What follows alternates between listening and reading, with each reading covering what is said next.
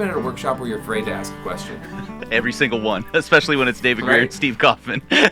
Right. So I was afraid to ask my question, which was, how do you do triplet? You know, this is before the internet. I had no way to, like, get this information. And so that workshop ended, and I realized I had missed my chance.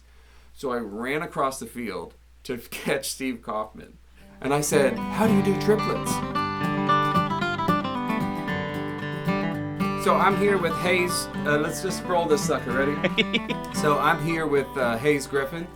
And Hayes just finished second at Winfield. To get first, second, or third is tremendous. So Hayes, congratulations on your second place win. Thanks, Andy. At Winfield.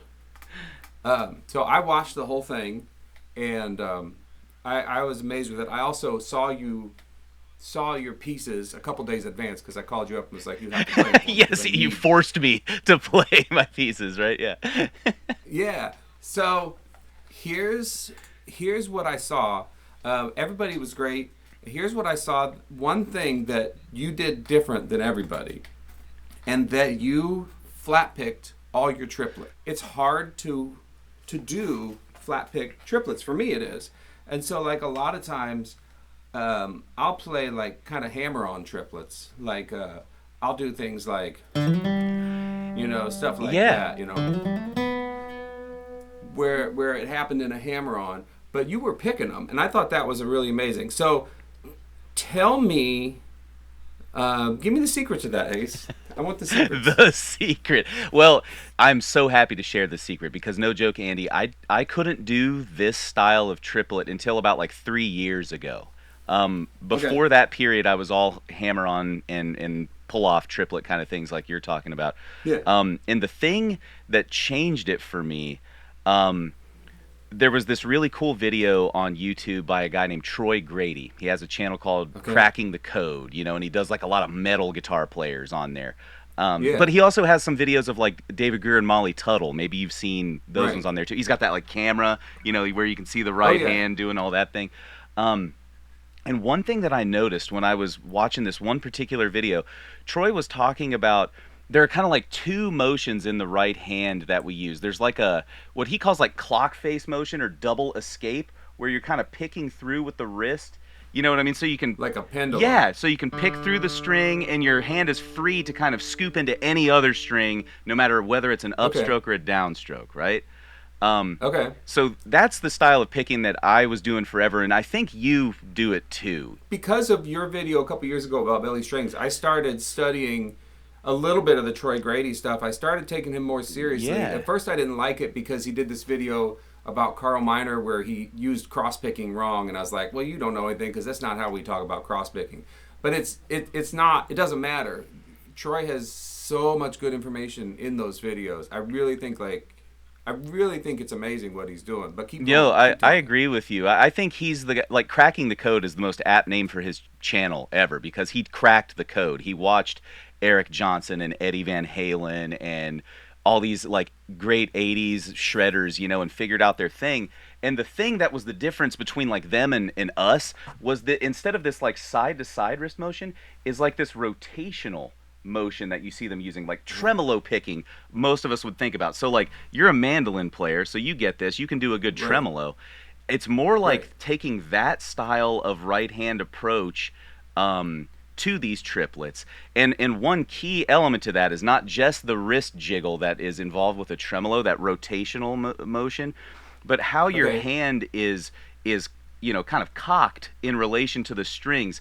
The second part, that is the most complex part about this process, is that you kind of have to calculate how many notes you're going to play on one string before you jump to the other, because that tells you how you need to keep your hand that way. Like you change the angle based on how many notes. Yeah. So for example, I'm like what they call like a pronator. I pronate my hand, which is like pinky out. And I've always said that about you. You know, Hayes Griffin is a dirty pronator. He's a pronator.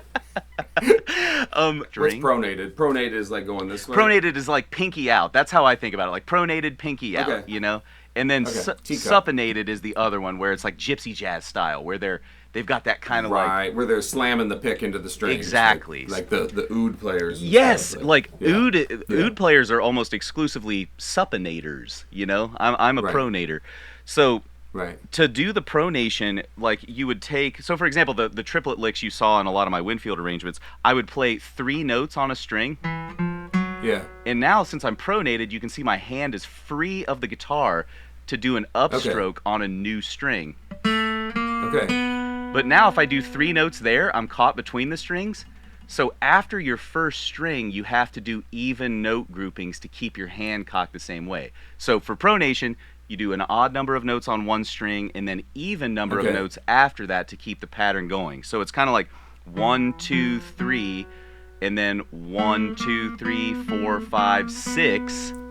Oh my gosh, there's a lot that went into this. Oh man, just to physically, to be able to pull off what I heard, which let's maybe we can link to that. But what I heard in the contest, which just comes off as a fluid sound, like just to hear you talk about that for a couple minutes, it's like there's a ton that went into that, to do that, yeah, to make it look like it was easy. Well, I appreciate you saying that it looked easy, because it was a solid 3 years of like really dissecting some of these patterns that I saw these guys using that would pick all their triplets, and just seeing which ones worked for me. Okay, so here's my quick triplet story. So that was something when I was learning when I was a teenager, that I wanted to be able to play triplets, and I couldn't. I had no idea where to start with that, okay? And so it's one of these burning questions, and then I would see, like a famous mandolin solo is like, with Sam Bush, is Kickoff to Reach is really good. I don't know if you're familiar with Jeff Midkiff. I can't say that I am. Yeah. Well, then you've heard Jeff's mandolin solos on both Them Blues by the Lonesome River Band. Yes. And Hello. Yes. You know, which are these 2 brilliant triplet, just infused tracks, and I had no idea where to go with that, and so I was at a workshop at IBMA. I'd put this probably 1995, 1996, okay, and the workshop was like Steve Kaufman, who's now a buddy of mine, and David Greer was in this workshop, and Steve, you could tell, was really the educator of the group and stuff. And so, you ever been at a workshop where you're afraid to ask a question? Every single one, especially when it's David Greer and Steve Kaufman. Right. So I was afraid to ask my question, which was, how do you do triplets? And then, this is before the internet. I had no way to get this information. And so that workshop ended, and I realized I had missed my chance. So I ran across the field to catch Steve Kaufman. I ran up to him. I was in high school at the time, and I said, basically, Steve, how do you do triplets? And he was on his way somewhere else, and he said, don't stop there, do 16th notes. And it confused me just enough that he could escape and keep walking. That was hilarious. And it was such like a a flashbang grenade, By the time he got away, I was like, oh, I missed my chance, I've waited all night for the great pumpkin, and he didn't come again. Oh, man. And, Steve is such a great teacher and such a great guy, and he would have had a good answer if I'd caught him in the workshop, but he had to be somewhere else. Yeah. He's a good guy. But it was actually the little bit I've gotten about it. I learned 2 solos, both off a tab, okay? Mm-hmm. And one was the Mark O'Connor's guitar solo on Slope. Yes. My friend tabbed that out. I don't know how he did it, but he tabbed that out. And I noticed how he did the triplets in that. And then another Mark O'Connor one was on Macedonia, where he plays mandolin. And I saw what he did on those 2, and it was just that he played 3 notes in a row a couple times. Yep. And then went to the next string. It was just like... And I was like, I could do that. And so that's how I got away with it for a long time. But I only had a couple passages. I've never gotten the kind of fluidity you have with that technique. So cheers, Well, thanks, and man. it's just love to hear it. Yeah, I appreciate that, and I'll say I'll put my disclaimer in here now. I've like you for so long. I was like, I need to do triplets. I've dedicated my Right, life to the guitar, and I can't do this one thing that I hear so many guitar players doing. Um, right. and it finally happened. But my goal now is to not overuse it. You know what I mean? To make it like an additive Yeah. element of my soloing, and maybe not like the focal point, like an Eddie Van Halen type solo or something like that. So kind of like a bass solo. It works once a weekend. Yes, if you're like, if you're doing that the whole time, like people are going to be impressed for literally the 2 seconds that you launch into that lick, and then 10 minutes later, they're Right. just like, I'm over this. I think that about a lot of things where it's like you show them you can do it. If you can do it, which I can't do what you just did, but you show them you can do it, and then for the rest of the set, you show your restraint. Yeah. How musical can you And be? they're like, man, he could really do that, but he chose to play tasteful. Yeah. Like, but I know he could go off at any moment. Yep. Like, and I'd even go to the point where I'm tricking them. Like, they think I could do more of that, but that's the only lick I know. But I just let them think that I could do more of that. Well, you mentioned that O'Connor thing. Like, that O'Connor lick is the basis for all of my patterns. There's just one key difference. He does the suppinated version, tuned like, because that's even notes per string, right? 1, 2, 3, 4, Oh, 5, 6. gotcha. 1, 2, 3, 4, 5, 6. So I just do the 1, 2, 3, 4, 5, 6. 1, 2, 3, 4, 5, 6. 1, 2, 3, 4, 5, 6. 1, 2, 3, 4. Oh, that's a solid tip right there. Yeah. So Okay. so that's kind of my approach to it, and it is a one. It's like my one and done. Anytime you hear me do a triplet lick in performance, it's going to be some variation of that. The notes will change, the relationship to the chord will change, but that pattern, 3 notes on one string and then 6 notes on the next, 6 notes on the next, that will pretty much remain constant. But I always think from the audience's perspective. I think a lot of us are guitarists and we play to guitarists or our friends or something like that. But from the audience's perspective, what are they hearing?